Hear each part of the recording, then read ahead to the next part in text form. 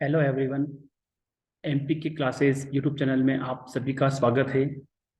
आज हम fundamentals of electrical and electronics engineering के डिफरेंट सब्जेक्ट्स के एमसीक्यू करेंगे, जो बीटीआर 2021 एंड 22 और other important questions competition exam में आए हुए हैं।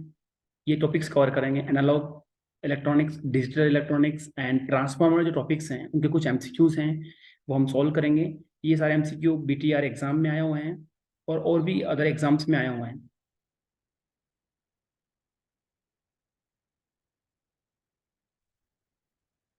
Question number first, which of the following is a semiconductor?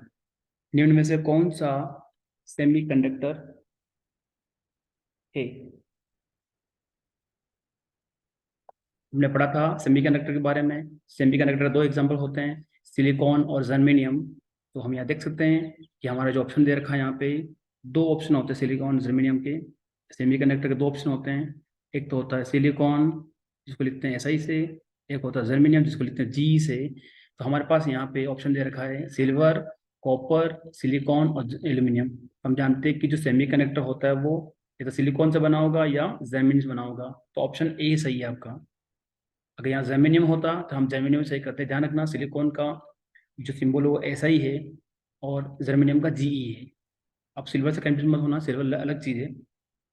Okay. Question number 2, how many diodes are use in half wave rectifier? Half wave rectifier में कितने diode use करते हैं, कितने diode use किए जाते हैं? तो हाफ वेव डिस्ट का जो होता है उसमें हम जैसे देख सकते हैं डायग्राम में, एक डायोड यूज करते हैं इस तरह से, और यहाँ पे एक रेजिस्टेंस लगा होता है RL। तो हम कह सकते हैं कि हाफ वेव रेक्टिफायर में जब हम AC को DC में कन्वर्ट करते हैं तब ये काम आता है रेक्टिफायर। तो हाफ रेक्टिफायर में एक ही डायोड है यहाँ पे, PN जंक्शन। हम कह सकते हैं कि हाफ रेक्टिफायर में एक ही डायोड काम में लेते हैं। क्वेश्चन नंबर ए सही है इसमें 1। इन बाइपोलर ट्रांजिस्टर BJT, जिसको हम सिंपल ट्रांजिस्टर कहते हैं, in bipolar junction transistor which of the following is narrowest region? Bipolar junction transistor में सबसे संकरा नेरो कौन सा एरिया होता है? तो हम पढ़ते हैं, डिस्कस करते हैं।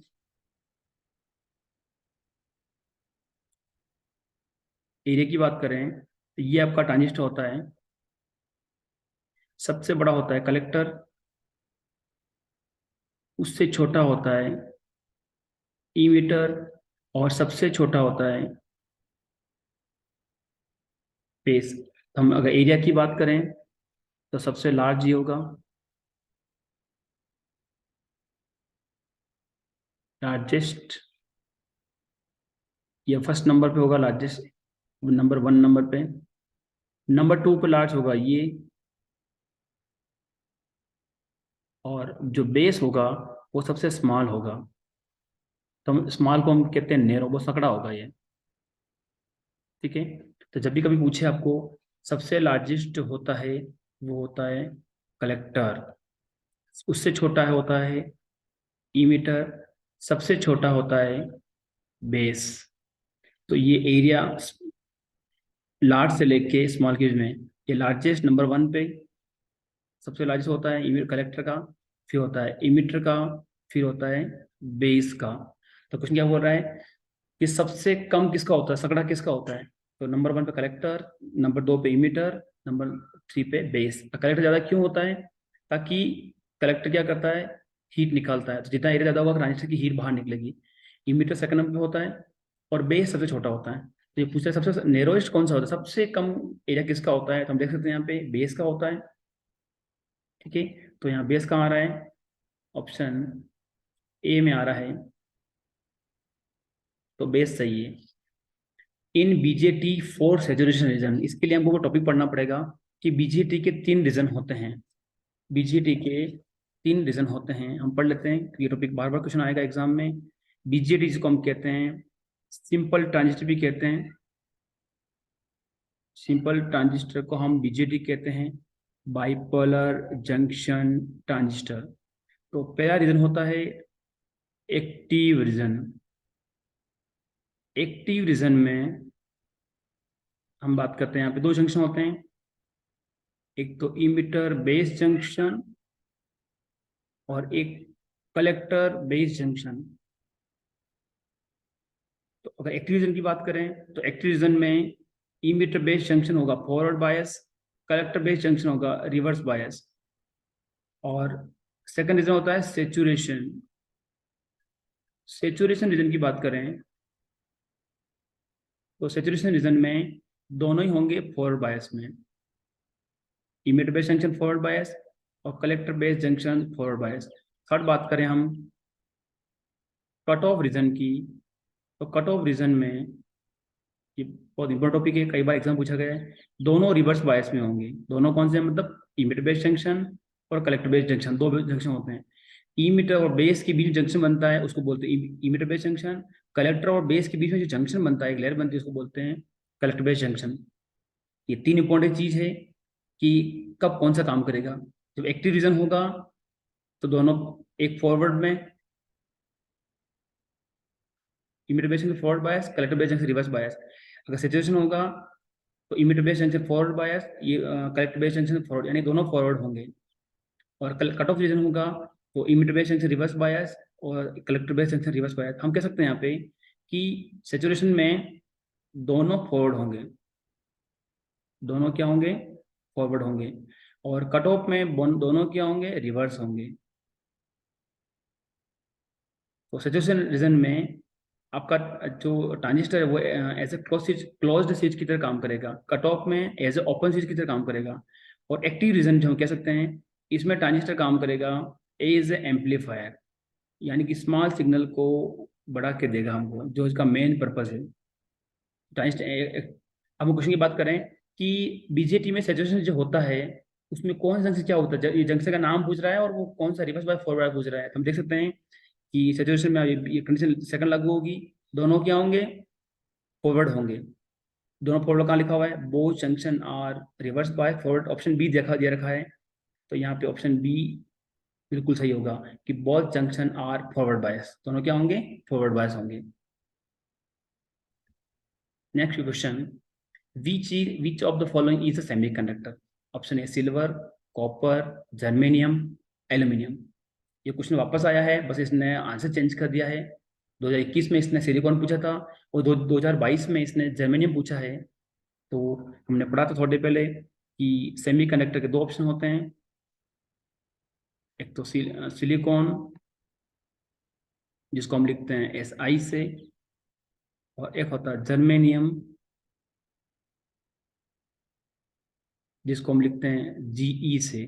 तो 2021 में जो क्वेश्चन आया उसमें उसने सिलिकॉन पूछा आपको ऑप्शन में, और 2022 में क्वेश्चन आया उसमें उसने जर्मेनियम पूछा है कि कौन सा सेमीकंडक्टर है। तो ऑप्शन सी सही होगा आपका। सिलिकॉन जर्मेनियम दोनों क्या होते हैं? सेमीकंडक्टर होते हैं, अर्धचालक होते हैं। तो ध्यान रखिए, इंपॉर्टेंट क्वेश्चन है।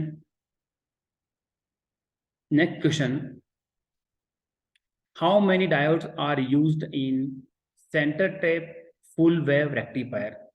ध्यान दीजिए, यहाँ पे टॉपिक में क्वेश्चन में सेंटर टेप लिखा हुआ है।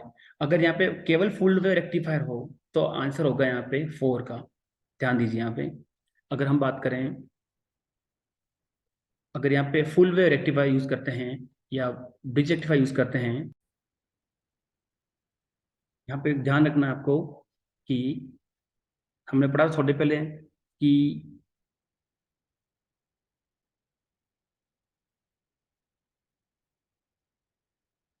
हम पढ़ा था कि हाफ वेव रेक्टिफायर में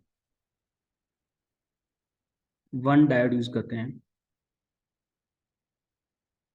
अब जब बात करें फुल वेव रेक्टिफायर की बात करते हैं, फुल वेव रेक्टिफायर, तो फुल वेव में 4 डायोड यूज करते हैं हम। पर यहाँ पे क्वेश्चन ध्यान देना, एक वर्ड लगा हुआ है centre tap full wave rectifier. Centre tap में क्या होता है? ट्रांसफॉर्मर सेंटर टेप होता है। तो फुल वेव रेक्टिफायर होगा पर सेंटर टेप होगा। तो सेंटर टेप में यहाँ पे सेंटर टेप अगर बात करें हम, centre tap full wave rectifier की, तो टोटल डायोड्स होंगे 2, क्योंकि सर्किट चेंज हो जाएगा सेंटर टेपिंग की वजह से। ये एक बहुत बड़ा डिफरेंस आपको ध्यान रखना है। हाफ वेव रेक्टिफायर में 1 डायोड होता है, फुल वेव रेक्टिफायर में 4 डायोड होते हैं। Centre tap full wave rectifier का क्वेश्चन आता है तो नंबर ऑफ डायोड्स होंगे 2। तो आपका जो ऑप्शन सही होगा बी सही होगा। इसमें सेंटर टेप के लिए 2 होंगे। अगर सिंपली फुल वेव पूछे तो ऑप्शन आपका 4 सही है। तो इसमें बी सही है कि आपका जो 2 डायोड्स चाहिए आपको। इधर कोई क्वेश्चन वापस रिपीट हुआ है, थोड़ा सा चेंज किया क्वेश्चन बीजेटी वाला। In bipolar junction transistor which of the following is the largest region, कौन सा सबसे लार्जेस्ट है। देखिए लास्ट टाइम नेरोस्ट पूछा था, इस बार लार्जेस्ट पूछा है, तो हम डायग्राम बना लेते हैं। आपको आइडिया है, ये अभी हमने पढ़ा है ये टॉपिक। सबसे बड़ा होता है कलेक्टर, उसके बाद इमिटर, उसके बाद लास्ट में बेस। तो नंबर 1 एरिया इसका होगा, नंबर 2 एरिया इसका होगा, नंबर 3 इसका होगा। तो हम देख सकते हैं कि इमीटर का एरिया सबसे ज़्यादा होता है, उसके बाद कलेक्टर का, सॉरी यहाँ पे गलत लिख दिया हमने, सबसे ज़्यादा एरिया होगा कलेक्टर का, फिर इमीटर का, फिर बेस का। तो नंबर 1, नंबर 2, नंबर 3, सबसे हाईएस्ट एरिया होगा कलेक्टर का, सेकंड नंबर इमीटर का, थर्ड नंबर पे होगा बेस का। अब क्या पूछ रहा है कि बीजेटी जो ट्रांजिस्टर होता है उसमें सबसे ज्यादा एरिया किसका होता है। लास्ट क्वेश्चन में पूछा था सबसे कम एरिया, सबसे कम एरिया हमने पढ़ा था कि बेस का होता है। अभी पूछा सबसे ज्यादा एरिया किसका होता है, तो हम यहाँ देख सकते हैं इमीटर कलेक्टर सबसे ज्यादा होता है, सेकंड नंबर इमीटर और थर्ड नंबर बेस होता है। तो यहाँ पे सबसे ज्यादा एरिया किसका होता है, कलेक्टर का, ताकि वो हीट बाहर निकाल सके। तो सबसे ज्यादा एरिया किसका होता है, कलेक्टर का। ऑप्शन सी सही है यहाँ पे। ओके, क्वेश्चन नंबर 4, एक बीजेटी के लिए कट ऑफ रीजन, हमने अभी थोड़ी देर डिस्कस किया था लास्ट क्वेश्चन में, एक कट ऑफ के लिए पूछ लिया। देखिए आप क्वेश्चन देख सकते हैं, क्वेश्चन उस टॉपिक के आसपास आ रहे हैं हम जो पढ़ रहे हैं, पर क्वेश्चन थोड़ा सा वो टॉपिक चेंज कर रहा है और उसका आंसर चेंज कर रहा है। बाकी क्वेश्चन उसी टॉपिक से आ रहा है जो हमने अभी क्वेश्चन सोल्व किए हैं। लास्ट टाइम उसने पूछा था सैचुरेशन के लिए, इस बार पूछ रहा है कट ऑफ के लिए कि बीजेटी कट ऑफ रीजन में होता है तो उसमें जो दोनों रीजन होंगे, दोनों जो जंक्शन होंगे वो कौन से बायस होंगे, ये पूछना चाह रहा है। तो अभी लास्ट टॉपिक में डिस्कस किया था, तो हम यहाँ केवल कट ऑफ की बात करेंगे कि अगर बीजेटी कट ऑफ रीजन में होता है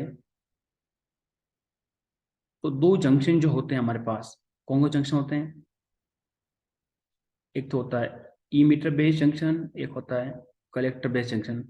तो दोनों जंक्शन क्या होंगे, रिवर्स बायस होंगे। ई मीटर बेस जंक्शन भी reverse bias, collector base junction भी रिवर्स बायस। हम कह सकते हैं कि दोनों जंक्शन क्या होंगे, रिवर्स बायस होंगे कट ऑफ रीजन में। तो बहुत जंक्शन रिवर्स बायस होंगे, आरबी हम शॉर्ट लिख रहे हैं, रिवर्स बायस जंक्शन। तो ऑप्शन चेक करते हैं कि ऑप्शन ए दोनों फॉरवर्ड होंगे, सॉरी दोनों रिवर्स होंगे, ऑप्शन बी दोनों रिवर्स फॉरवर्ड होंगे, ऑप्शन सी में एक फर्स्ट वाला रिवर्स सेकंड वाला फॉरवर्ड, ऑप्शन डी में एक फॉरवर्ड एक रिवर्स। तो जहां दोनों रिवर्स लिखे हुए हैं वो ऑप्शन चेक करना हमको। तो बीजीटी में कट ऑफ कब होगा, जब दोनों क्या होंगे, रिवर्स बायस होंगे। तो ऑप्शन आपका ए सही है, both junction are necessary reverse bias, दोनों जंक्शन रिवर्स बायस होंगे तो वो कहलाएगा कट ऑफ रीजन। ये ईओबी की full form emitter base junction और ये कलेक्टर बेस जंक्शन। तो ये जंक्शन होता है ईबी जंक्शन बोलते हैं, इमिटर बेस के बीच में, और कलेक्टर बेस के बीच में जो लेयर होती है उसको बोलते हैं CB junction, collector base junction.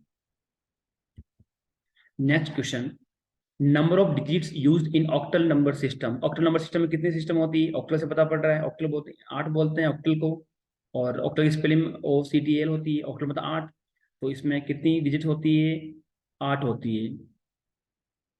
अगर आप पूछ ले कि कहाँ से कहाँ तक डिजिट्स होती है, तो इसमें हम पढ़ सकते हैं कि टोटल डिजिट होती है 8, और स्टार्ट होती है 0 to 7, 0 से लेके 7 तक। तो टोटल डिजिट 8 हो गई, 0 से 7 तक की नंबर्स आते हैं और टोटल डिजिट कितनी होती है, 8 होती है। AND gate in positive logic system becomes dash dash gate in negative system। बहुत अच्छा क्वेश्चन है, ये क्वेश्चन कई बार रिपीट हुए हैं। हम बात करें कि एक एंड गेट है, ये आपका एंड गेट कौन सिस्टम में, पॉजिटिव लॉजिक सिस्टम में है ये। तो ये गेट अगर हम नेगेटिव में बात करें तो किसके बराबर हो जाएगा, नेगेटिव लॉजिक सिस्टम। अगर and gate positive logic system है, पॉजिटिव मतलब +1 को बताएंगे +5 वोल्ट से, और 0 को बताएंगे 0 वोल्ट से, उसको कहेंगे पॉजिटिव लॉजिक सिस्टम।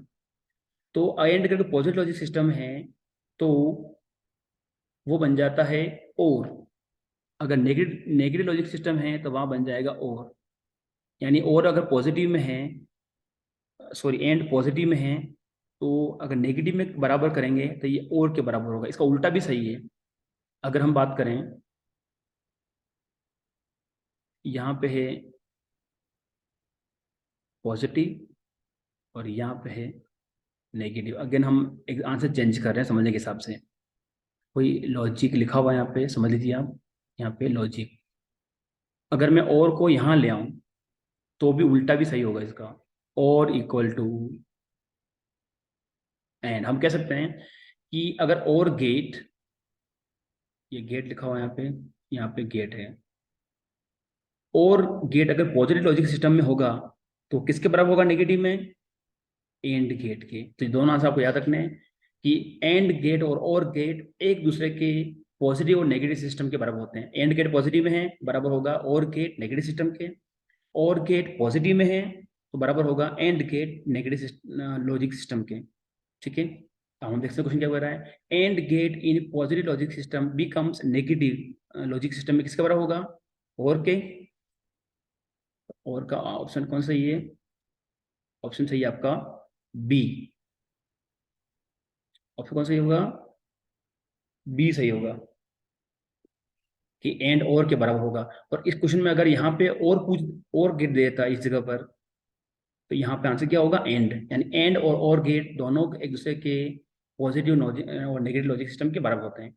ये बहुत इंपॉर्टेंट क्वेश्चन है ये लाइन भी आई हुई है, ये लाइन भी आई हुई है। ठीक है, ध्यान रखना आपको।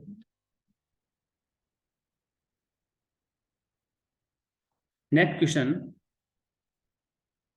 NOR gate is equal to. NOR gate is equal to, ये भी अच्छा क्वेश्चन है।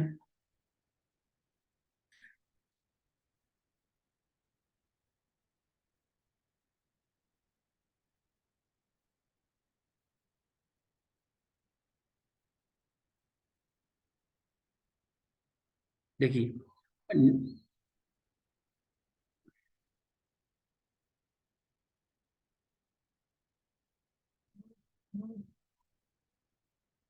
देखिए क्या बोल रहा है ये, नॉर गेट। बहुत इंपॉर्टेंट क्वेश्चन है ये, कई बार एग्जाम में आया हुआ है। नॉर गेट बराबर होता है बबल्ड बबल्ड एंड गेट। बहुत इंपॉर्टेंट लाइन है, आप याद रखिए, इस पर हमेशा क्वेश्चन मिलेंगे आपको। NOR gate equal to bubbled, एल यहाँ पे बबल्ड एंड गेट। ठीक है, और अगर नेंड की बात करते हो, ये क्वेश्चन हमेशा नेंड और नोर को बनेगा क्योंकि दोनों यूनिवर्सल गेट है। तो हम लिखते हैं यहाँ पे NAND gate. NAND gate equal to bubbled bubbled input, कौन सा गेट? और गेट। ये दो लाइन याद रखना है, यहाँ से आपको दो क्वेश्चन मिलेंगे और दोनों क्वेश्चन बोर्ड एग्जाम में आए हुए हैं, आपसे देख सकते हैं अभी। देखिए, अगर नॉर गेट हमको बनाना हो पर नॉर में और आ रहा है, हमको और यूज नहीं करना है, तब हम क्या करेंगे? नॉर गेट बनाना है पर हमको और गेट यूज नहीं करना है, उस केस में हम एंड गेट यूज करेंगे और एंड गेट का इनपुट बबल कर देंगे। बबल मतलब यहाँ पे नॉट गेट यूज कर लेंगे इस जगह पर। तो NOR gate equal to bubbled input AND gate करेंगे तो आंसर किसका आएगा? नॉर गेट का आएगा। ये नॉर क्या है? यूनिवर्सल गेट है। ऐसे ही ये किसका है? NAND gate. हम नेंड के लिए पढ़ रहे हैं, लेकिन नेंड गेट का आउटपुट चाहिए हमको, पर एंड गेट बिल्कुल यूज नहीं करना है। उसके लिए और गेट यूज करेंगे, उसमें इनपुट जो देंगे वो बबल करेंगे। बबल बबल मतलब नॉट गेट के थ्रू और गेट में इनपुट देंगे, तो उसका जो आउटपुट आएगा वो नेंड के बराबर आएगा। तो ये नेंड और नॉर दोनों क्या है? कौन से गेट है? यहाँ पे हम लिख सकते हैं यूनिवर्सल गेट है नेंड और नॉर। नॉर चाहिए हमको बिना और यूज किए हुए, तब बबल इनपुट एंड गेट करना पड़ेगा। नेंड का आउटपुट चाहिए नेंड गेट का, और एंड यूज नहीं करना है, तो बबल इनपुट और गेट करेंगे। तो हम देखते हैं कौन सी कंडीशन ट्रू हो रही है। NOR gate is equal to bubbled AND gate. तो बबल्ड गेट आंसर आ रहा है आपका सी में।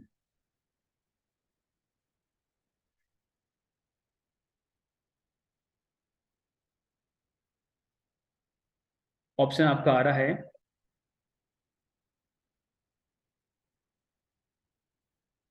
कहाँ आ रहा है, सी में आ रहा है। बबल्ड एंड गेट जो सी ऑप्शन है वो आपका सही माना जाएगा। अगर इसमें क्वेश्चन में अगर नेंड गेट आ जाए तो बबल्ड और करना। ठीक है, ध्यान के रखना है, इसमें नोर है तो और से नहीं चाहिए हमको, तो और नीचे कौन सा यूज करेंगे, एंड यूज करेंगे। तो जो इसमें वर्ड लिखा हुआ हो उसको रिप्लेस कर दो। नॉर है मतलब और नहीं चाहिए तो और होगा ही नहीं, तो बबल जरूर आएगा, तो एंड आंसर होगा। Next question, binary equivalent of decimal. अच्छा क्वेश्चन है ये, कि 64 एक डिजिट है, वो डेसिमल में है और हमको चाहिए इसका बाइनरी इक्विवेलेंट। तो सीधा सा क्वेश्चन ये कह रहा है आपका कि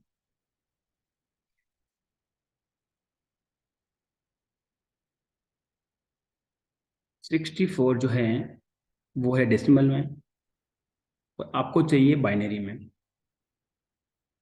ठीक है, दशमलव binary equivalent of decimal 64। Question कभी लैंग्वेज में भी आता है, आपको ध्यान रखना है। तो 64 को डिवाइड करेंगे 2 से। यहाँ पे हम लिख सकते हैं 64, और ये हम लाइन ड्रॉ कर देते हैं यहाँ पे, और यहाँ पे 2 से डिवाइड करना है, और यहाँ बचा हुआ लिखना रिमाइंडर। ठीक है, डिवाइड मेथड यूज करना है यहाँ पे। ठीक है, 2 का डिवाइड किया 64 में तो 32 टाइम्स जाएगा, 32 बार, और रिमाइंडर 0 क्योंकि पूरा पूरा डिवाइड हो जाएगा। 2 का डिवाइड गया 16 टाइम, बचा क्या, 0, रिमाइंडर 0 बचा।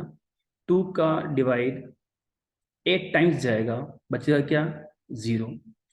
2 का डिवाइड 4 टाइम्स जाएगा, बचेगा 0।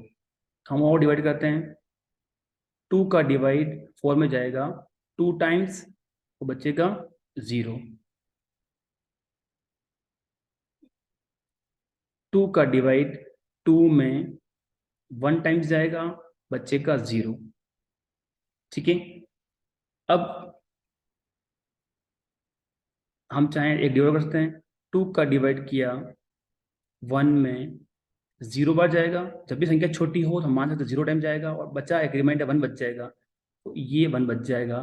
अब इसको नीचे से ऊपर की सीक्वेंस में लिखेंगे हम, ये आपकी first digit, second, third, fourth, 5, 6, 7 digit. तो हम लिख सकते हैं यहाँ पे जो आपका 64 डेसिमल में है वो बाइनरी के बराबर होगा 1। 6 टाइम 0 आएगा, 6 टाइम 0 आएगा,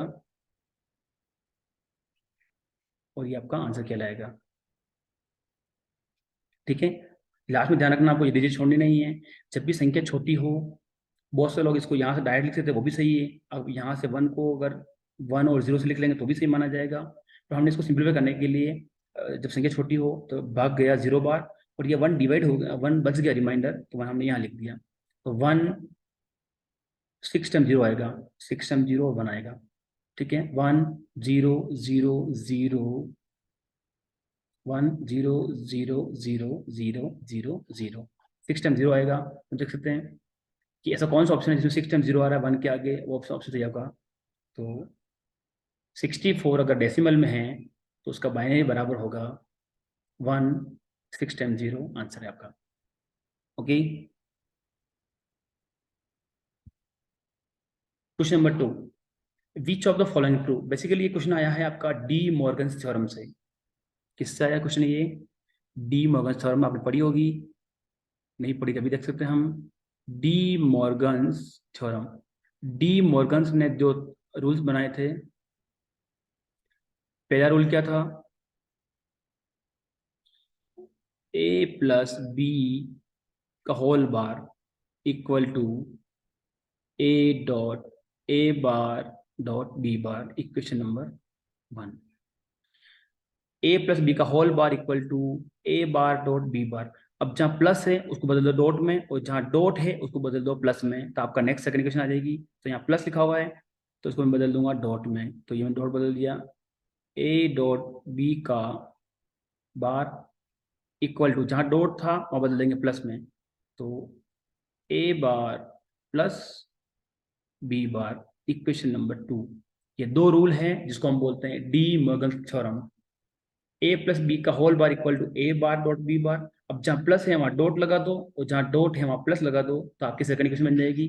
तो ए डॉट बी का whole bar equal to A bar plus B bar. तो ये पूछ रहा है कौन सी इक्वेशन सही है। हम देख सकते हैं कि जब कभी इधर प्लस आता है तो यहाँ डॉट आता है, और जब यहाँ डॉट आता है तो इधर प्लस आता है। तो यहाँ दोनों डॉट आ रहे हैं, ऑप्शन ए हो नहीं सकता। यहाँ डॉट प्लस आ रहा है पर दोनों पे बार होना चाहिए, बी पे बार नहीं है, ऑप्शन बी भी नहीं हो सकता है। ऑप्शन सी की बात करें तो डॉट और प्लस तो है, पर एक पे बार है एक पे बार नहीं है, दोनों पे बार चाहिए हमको। देख लो यहाँ पे, जब भी यूज करते हैं सब पे बार आता है, ऐसा कोई भी एलिमेंट नहीं है जिस पे बार नहीं है। तो ये भी सही नहीं, दोनों डॉट हैं।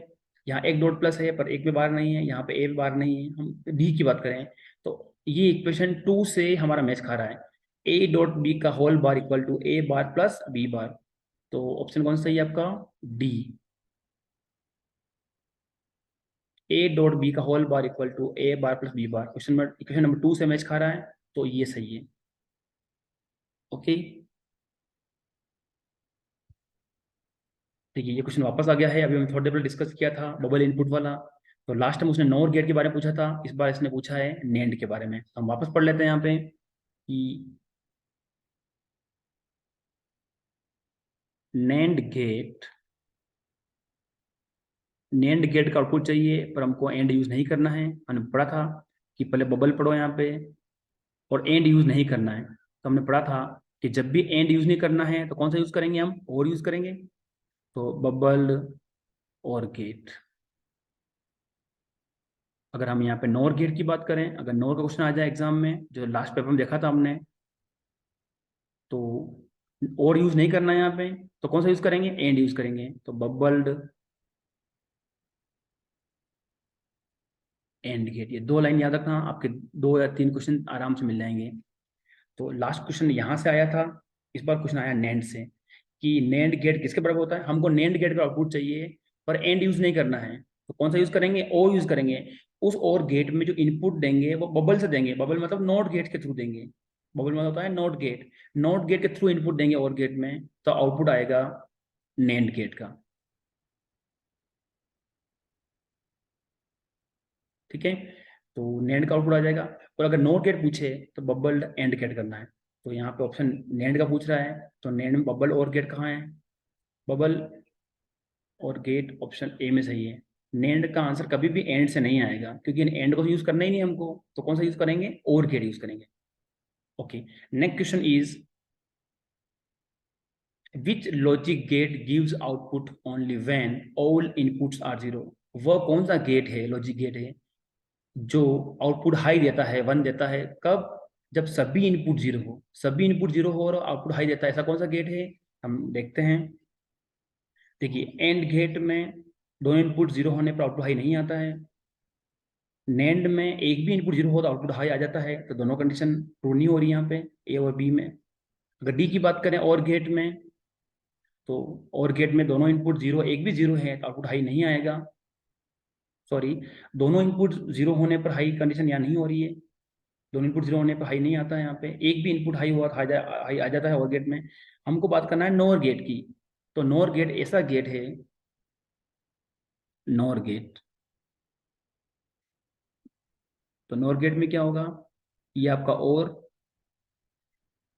क्या गया, अब नोट गेट लगा दिया तो ये बन जाएगा नॉर।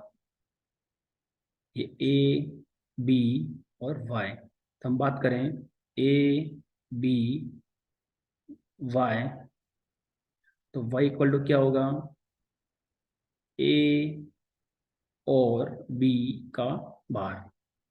ये होता है और गेट का आउटपुट होता है ए प्लस बी, उसके ऊपर बार लगा देंगे। तो हम बात करें 0 0 0 1 1 0 1 1, तो 0 0 पे आउटपुट आएगा हाई, 0 1 पे आउटपुट आएगा जीरो, 1 0 पे आउटपुट आएगा जीरो, और यहाँ पे भी आउटपुट आएगा जीरो। ठीक है, क्यों आएगा? क्योंकि जीरो का वन के साथ ओरिंग करेंगे तो वन आएगा, और वन का रिवर्स करेंगे जीरो आएगा। वन का जीरो के साथ ओरिंग करेंगे, और गेट का वन और जीरो, तो जीरो आएगा। वन वन का ओरिंग करेंगे तो वन आएगा, और वन का रिवर्स करेंगे जीरो आएगा। तो जो आपकी पहली कंडीशन है वो यहाँ पे ट्रू हो रही है। आपकी पहली कंडीशन क्या बोल रहा है कि ऐसा कौन सा गेट है जो आउटपुट हाई तभी देगा जब दोनों इनपुट जीरो। दोनों इनपुट जीरो वाली कंडीशन है फर्स्ट वाली, कि दोनों इनपुट जीरो होंगे तो आउटपुट क्या आएगा? हाई आएगा। ये आपकी कंडीशन ट्रू हो गई। ऐसा कौन सा गेट है जो इनपुट तभी देगा जब दोनों इनपुट जीरो होने चाहिए? हाई मतलब वन। तो कौन सा गेट है यहाँ पे? Nor gate. ये क्वेश्चन कई बार आया हुआ है। Which logic gates gives output one when all inputs are zero? NOR gate. दोनों इनपुट जीरो होंगे तो ही हाई आउटपुट आएगा, अदरवाइज नहीं आएगा। ठीक है, अगर एक भी इनपुट हाई है तो आउटपुट लो आएगा। तो नॉर गेट सही है इसमें। अब ये क्वेश्चन टॉपिक ट्रांसफॉर्मर से आया है। Transformer does not change. तो अच्छा क्वेश्चन है, हम पढ़ लेते हैं पहले ट्रांसफॉर्मर के बारे में बेसिक। कि जो ट्रांसफॉर्मर होता है, ठीक है, पहली बात तो क्या क्या चेंज नहीं करता है, तो हम बात करते हैं क्या चेंज नहीं करता है। फिर बात करेंगे क्या चेंज करता है। चेंज नहीं करता है मतलब वो फिक्स रहेगी, या क्या रहेगी? कांस्टेंट रहेगी। वो क्वांटिटी क्या रहेगी? कांस्टेंट रहेगी। तो पहली क्वांटिटी होती है पावर। ट्रांसफार्मर कभी भी पावर चेंज नहीं करता है। पावर क्या रहती है? कांस्टेंट रहती है। तो इनपुट पावर पी इनपुट बराबर P output. Input power output बराबर होती है। और ट्रांसफार्मर कभी भी फ्रीक्वेंसी चेंज नहीं करता है। जिस फ्रीक्वेंसी का आप सिग्नल दिया है वो फ्रीक्वेंसी आपको आउटपुट में मिलती है। तो एफ इनपुट बराबर एफ आउटपुट। ठीक है, तो फ्रीक्वेंसी क्या चेंज नहीं करता है? क्या चीज फिक्स रखता है? पावर और फ्रीक्वेंसी, दो चीज कभी चेंज नहीं करता है। तो क्वेश्चन क्या पूछ रहा है ये, कि ट्रांसफॉर्मर डज नॉट चेंज। अब चेंज क्या करेगा? अब ये भी पहले देख लेते हैं हम इस टॉपिक में कि चेंज क्या क्या करेगा। तो चेंज करेगा वोल्टेज और करंट। ये दो चीजों को आपको चेंज करेगा। ठीक है, ट्रांसफॉर्मर क्या चेंज करेगा? वोल्टेज करंट चेंज करेगा। क्या चेंज नहीं करेगा? एक तो पावर चेंज नहीं करेगा, एक फ्रीक्वेंसी चेंज नहीं करेगा। तो ट्रांसफॉर्मर डज नॉट चेंज, उसने क्या कर रहा है? Transformer does not change. Option A voltage, ये चेंज करता है। फ्रीक्वेंसी नहीं करता है चेंज। वोल्टेज करंट दोनों चेंज करता है, और करंट भी चेंज करता है। तो ऑप्शन ए सी और डी तीनों ही चेंज होती है। हमने पढ़ा वोल्टेज करंट चेंज होती है। ये पूछ रहा है क्वेश्चन नेगेटिव को क्या चेंज चेंज नहीं करेगा? तो पावर और फ्रीक्वेंसी चेंज नहीं करेगा। अब पावर फ्रीक्वेंसी कहाँ है? तो ऑप्शन बी में दे रखा है। पावर नहीं दे रखा है, इसलिए फ्रीक्वेंसी दे रखा है। तो ट्रांसफर क्या चेंज नहीं करता है? फ्रीक्वेंसी चेंज नहीं करता है, कांस्टेंट रखते हैं। तो अगला क्वेश्चन वापस वहीं से आया, ट्रांसफर टॉपिक से आया है। पहले क्वेश्चन पूछा ट्रांसफर क्या चेंज नहीं करता है, इस बार पूछा कि ट्रांसफर क्या चेंज करता है। तो ट्रांसफॉर्म मतलब ट्रांसफॉर्म क्या चेंज करता है? Option A power, option B frequency, option C voltage and current, option D all of over. तो अभी हमने थोड़ी देर डिस्कस किया था कि ट्रांसफॉर्मर